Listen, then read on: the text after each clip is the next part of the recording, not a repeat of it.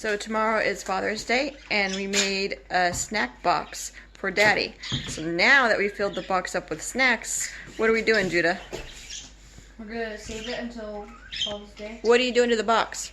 Taking it out. We're duct taping the box shut.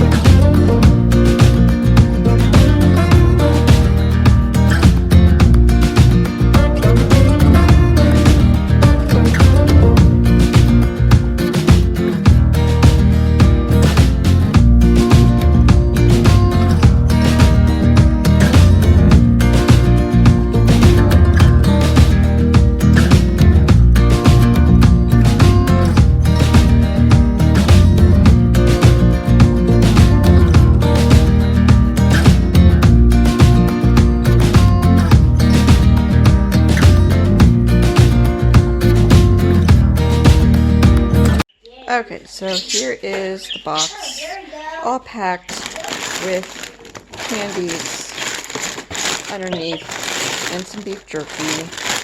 So now we're going to wrap this up.